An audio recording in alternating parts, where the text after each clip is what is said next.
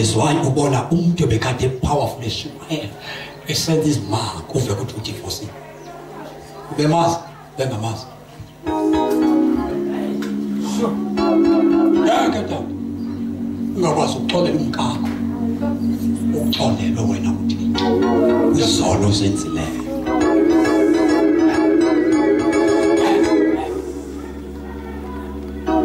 uba uyakwazi ukuxolela ububi ubuhleli phezu kwakho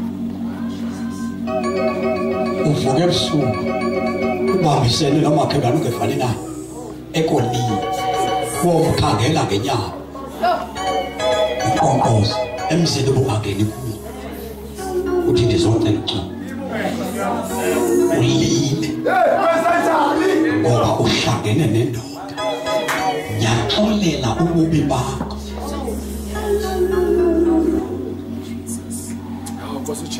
uyakusena uyocela uxolo ukhangela umuntu wakulimazayo wakulimaza ayingowe omlimazileyo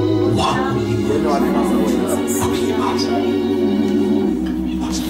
nomkhangela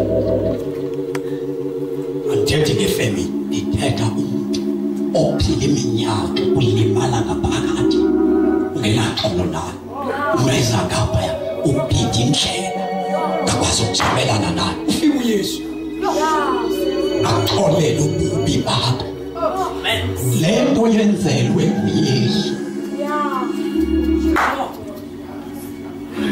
alusunyayela umfundisi ngoba balila ngathi bayamva umfundisi bafike bokuhlala bengaxolelana bakwazi ukhonza bona kuqala besindiswe kunye bekhonza ebandleni elinye bengadibani angakhuluma igama ngaphandle bahlale bebalelana ngoba uma bengadibananga kahle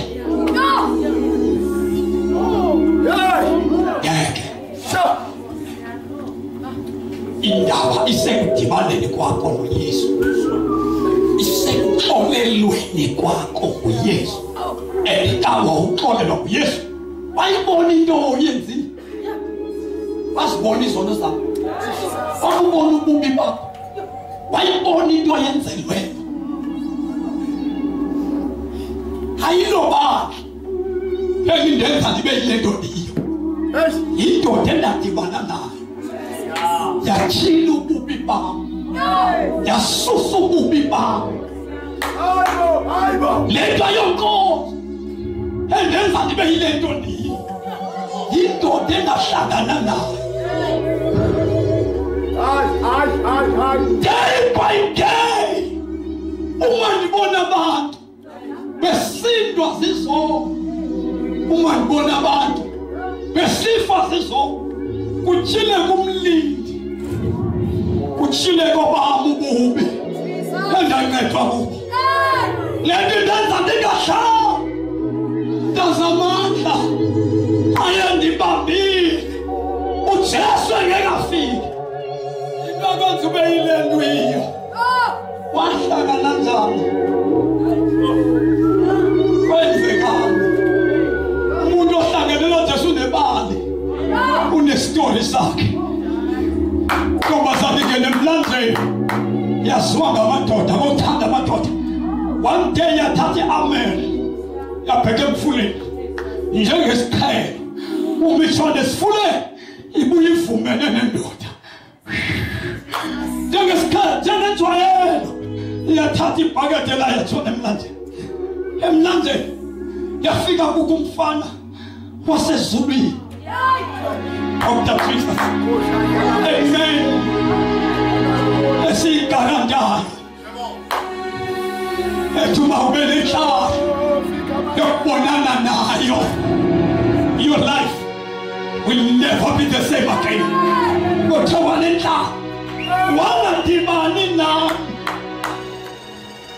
wangadibani nomprofeti wangadibani nomfundisi onamandla wavele wanenhlalo yokuthi phakathi kumfundisi ubona uYesu phakathi kwantshumayelo ayishumayela ungefizwi lakhe ufizwi likaYesu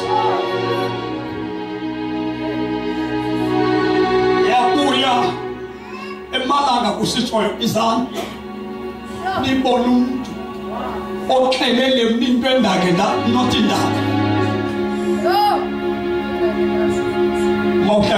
We have a story to share it. A story about your life. Inkinga biko. Funa leves. Funa sibone singxaki apho. Why amakholwa ethu? Bathi ke bona ingxenye ithi. Yohane Baptist. Abanye bathi Elia. Bambi bathi Yeremia. Usenokuba omnye wabaprofeti. Athi kubo ke nina nithi abuye uYesu athi kulungile abantu bathotha nina nithi ngubani. Waphendula ke uSimela umazi njani uYesu? If umazi uYesu njengomkhupho wamadimoni empilweni yakho, you don't know Jesus. Yeah. Ufumazi njengomuntu ophilisa isifo awumazi.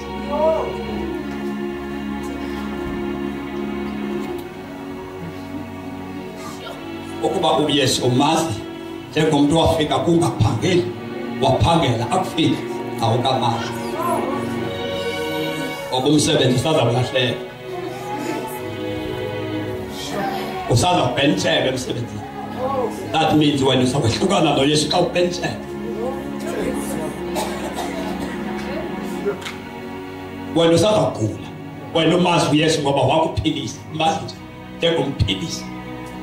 Inyama luyebhethe usazagula. uLazaro wafa waphinde wafa.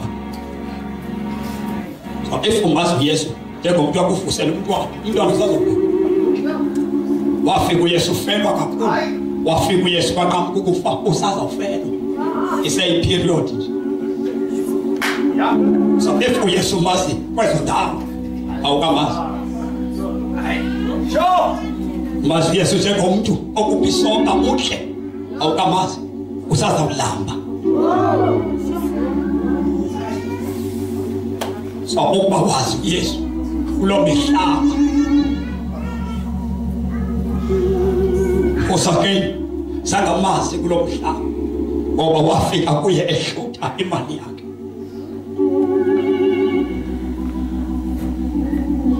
uJesu mayiphendula ingxoxo kaZakeyu yokuba ungumoni. Why elale umoni?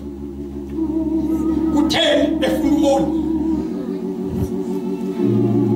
Kenga imalungise kutheni uYesu efuna umoni?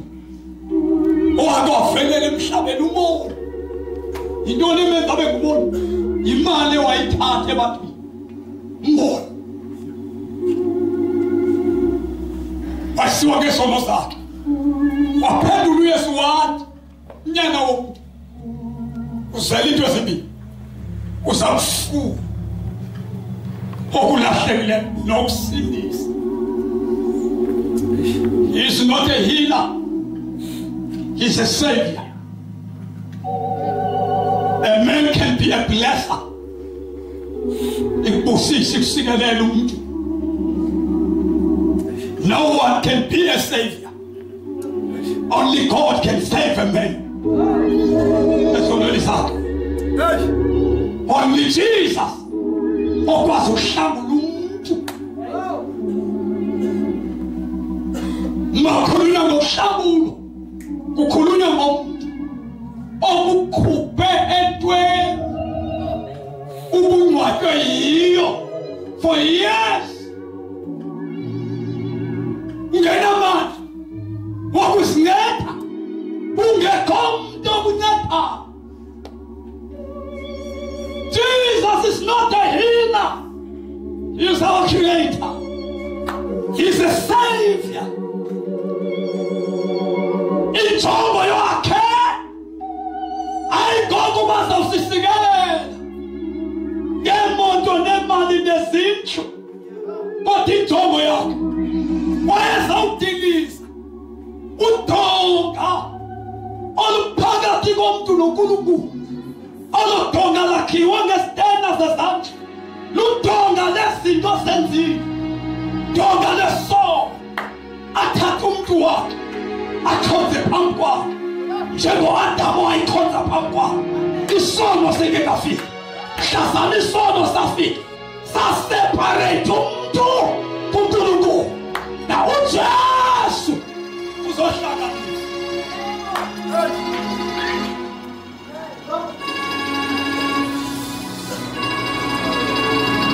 Amen. Amen.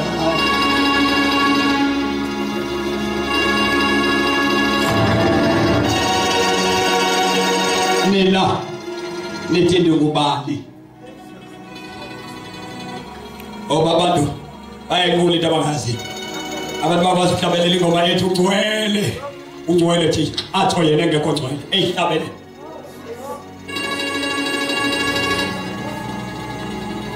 funda awuyazi athi kubo ngifuna siphume kule conference siyolokisa indlela abantu esibasumayisa ngayo.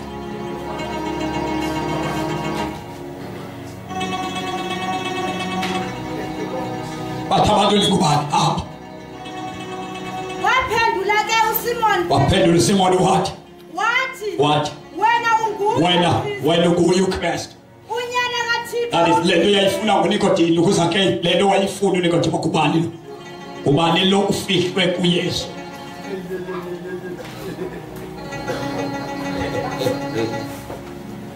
Yabona uYesu akadinga ukuthini kodwa uKristu nakube nesambulo. uYesu xa ungamthetha uYesu yayibhodi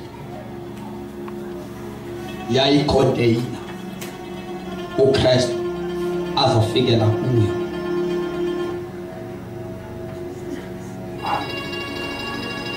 uKristu akusiyana lowayihlala esibelethweni sikaMaria yicontainer. That is why when uJesu uThixo ekhuluma noMaria no Yohane lo wayezombhaptiza wayengamazi into ebathiwa bakazayijonge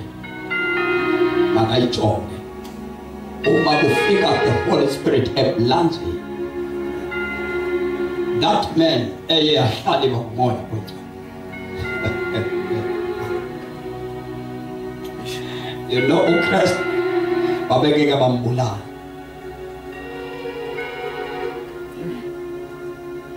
kodwa isithunya uma sifika sithi Maria uzomitha lo mntana ozomzala nalo igama lakhe azobizwa ngalo emhlabeni. Eligama lithi uYesu lithi uyakubasindisa abantu lo mntwana ezonani zabo. When uYesu ezalwa izazi abelusi babona inkwenkwezi eyabaxelela into eyenzeka eBethlehem. Bahamba naye phakathi endleleni yaduka inkwenkwezi, hayi ngoba yayidukile inkwenkwezi, baduka bona bangena kwenye indawo ngoba uma bephuma zange bayifuna bafike kulanda babethike sawuthandazana until uYesu thina siyamshumayela. You know Paul uthi akuba ubani ekuKristu uba sisidalwa esitsha. Xa sisazisa abantu sithetha ngoYesu igama eselinikesiwe ukuba sithethe ngalo emhlabeni. That is why engekho uKristu sibantu neBhayibheli bayifunda uyamthola uba Yesu yakumthole uba Kristu. Kristu is not a name efonyiswa noma enikezwe emhlabeni. Wena ubukela abo bantu bebhola uyamthola eBrazil uJesus. No one ongamthola umuntu obizwa kuba uKristu. Isizathu sokuba uYesu aye eGolgotha ayingoba enguYesu wabulawa ngoba esithi yena unguKristu. Meaning what? When esithi unguKristu uthi yena unguThixo. Amajuda ayesilwa noYesu kuba esenza uKristu, not ngoba elwa ngoba enguYesu. Alright. Ithanda isandla senu. Uthandazana. Until umuntu achilekelwe uKristu. uKristu ongaphakathi kuYesu.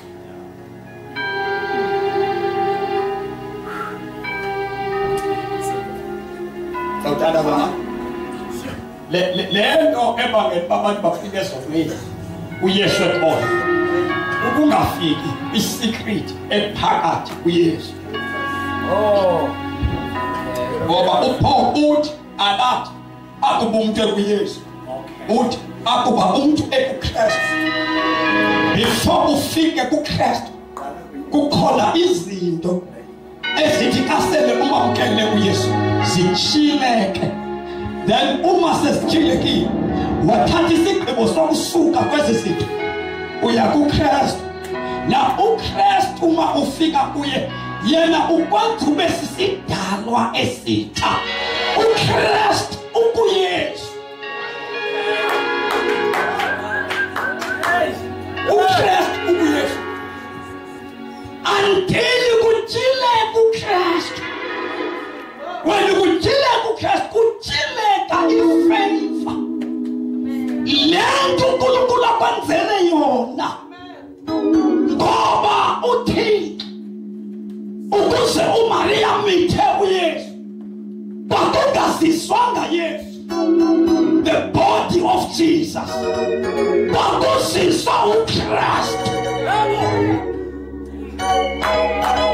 Inkinga nguKristu omakatshelwe ebantwini ukuthi uma besumayela uJesu basumayela uJesu Kristu, bangasumayela uJesu yedwa, bangabasumayela uJesu plus Kristu. Ngoba uKristu is the anointed one.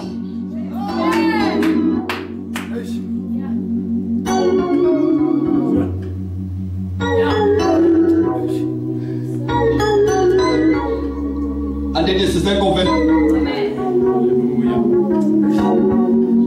Mamela kumuntu wachilekele uKristu kuthiwane kuye. Bahamba naye abamazi kuba uKristu.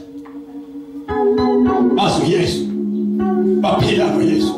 uYesu lo wenza imimangaliso. Abamazi kuba uKristu. Kawuleza nto, kawuleza. Waphendula uYesu. Waphendula uYesu wathi unoyo. Simoni Mamela wena uye uKristu. Xa uSimoni sithi wena uye uKristu, uKristu uyaphendula. You are blessed. Unoyolo. Ukhuluma nendoda ehamba ngonyaka enxiba imbadada elusizi. Yena yoba imazi ukuthi uYesu ayingonyana kaMaria uKristu. Funa le verse ndoza. Verse 16. Waphendula uSimoni wathi wena unguye uKristu. Unyana kaThixo ophilileyo. Bebesuka kuwe madoda. Besuke kum sibayi asebechilekele uKristu. Okay. Uma bengekachilekele uKristu balala kum basinda ngabam. Yonke into yabo kufuneka yenziwe ndim. Yaziswayina kabe bulile bathi sibule namandla kaTata. Abakwazi ukubulela uKristu ngoba bakafike kuye. Hayibo. Babulele uqobo kaTata. Abakanthola uKristu. Abenzi ngabo. Yonke into yabo yenziwa kuwe madoda. Umeke kafika uKristu. Wena uKristu efika. Baba, teamwork now. Sibulela uqobo katata. Sibulela utata ofikile wafula into ezandla. Sibulela utata ofike ebomini bethu. Ha! Uma sethilekile. Bayalibala ngomadondo. Babulela uKristu.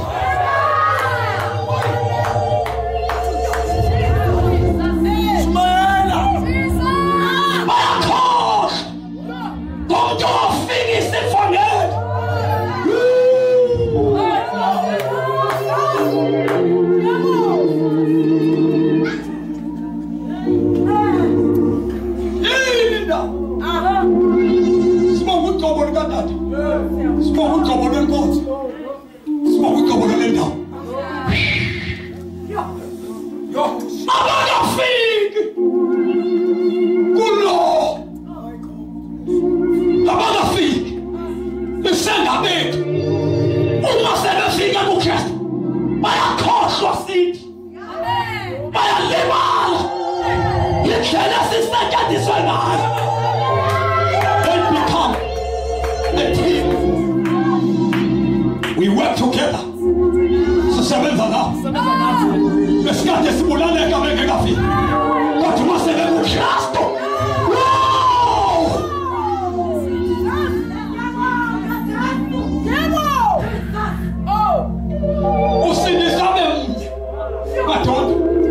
One person I introduce a book Christ. One member. Utuyafika emvelibanya sawudibana nabazalwane awungafika ubashubayisa sebesunya Yesu ngomuntu indawo ahleli kuyo ayanyakaza amademo ngoba lo muntu akazinkonzo akazimfundisa umadondo wasuKristu.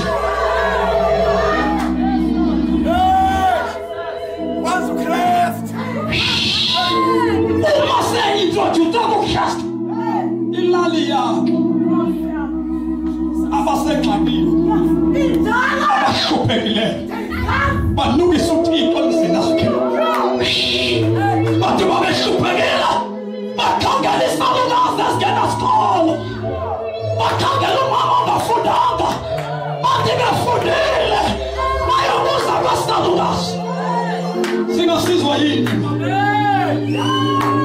kufela uKristu not inkosi.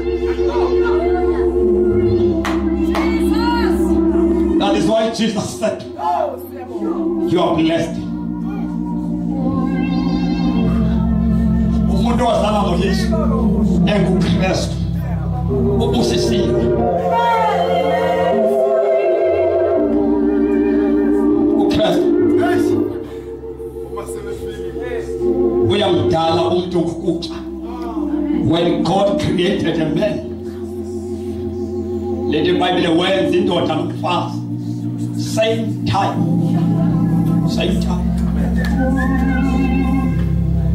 Indoda yenziwa umfazi emsebenzini wendoda.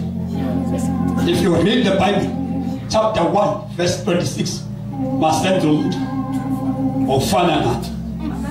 Wehle naye. uNkulunkulu wenza indoda nowesifazane.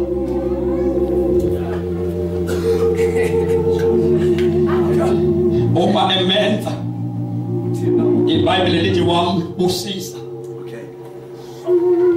After embusisi, when you read chapter 2, sibona uNkulunkulu eguqa ngamadolo thola umhlaba ebumba umuntu.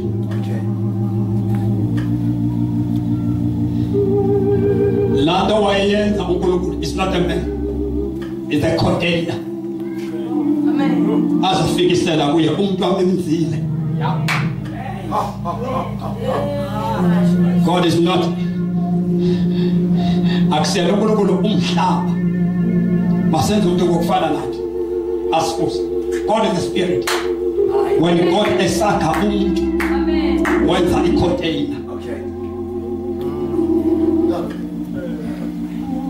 Uma esenza icontainer kuthixo wayiqela chapter 2 icontainer wakho Adam zanga ka container zimbili one container wayese perfume ngoba akazofaka Adam no Eva uzofaka umuntu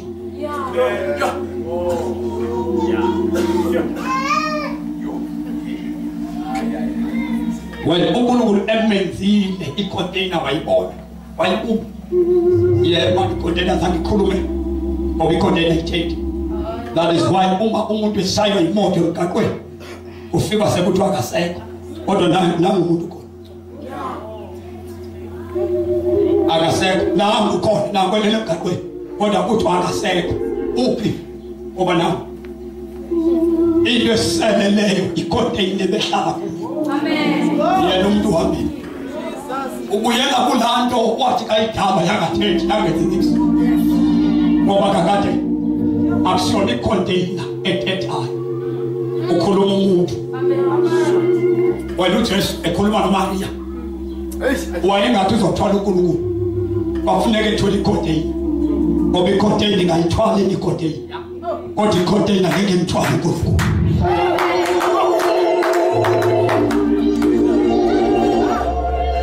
Maria wayeka kwazi ukuthwala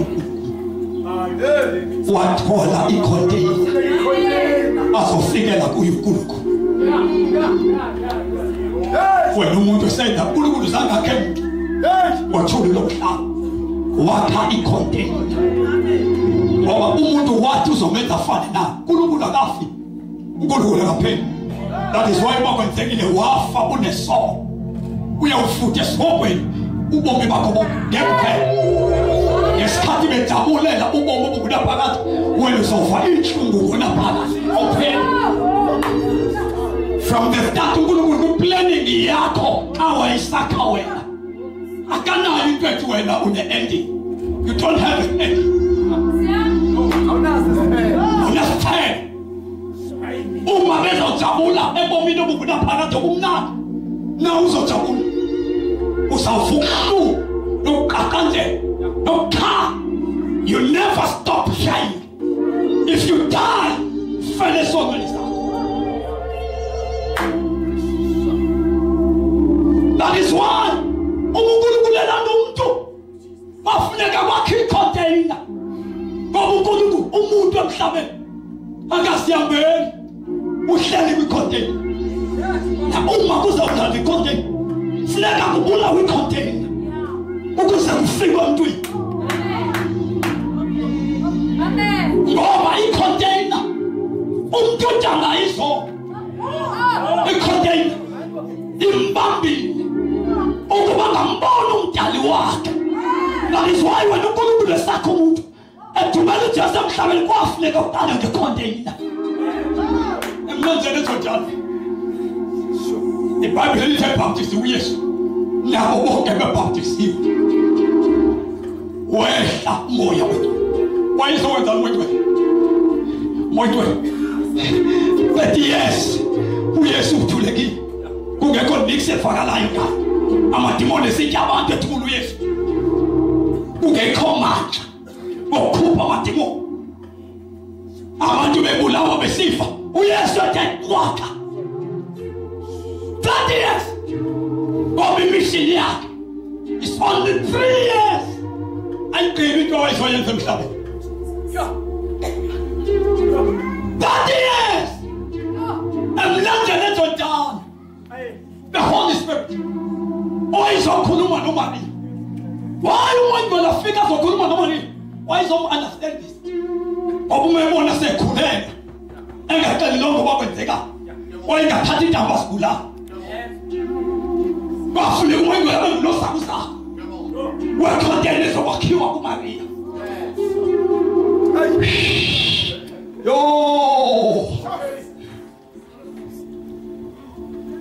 30 years obuya umuntu sebuya kwicontainer ifike isikhathi sokwenza ngezimission yakhe. Mission kaJesu ukufa afela abantu bakhe.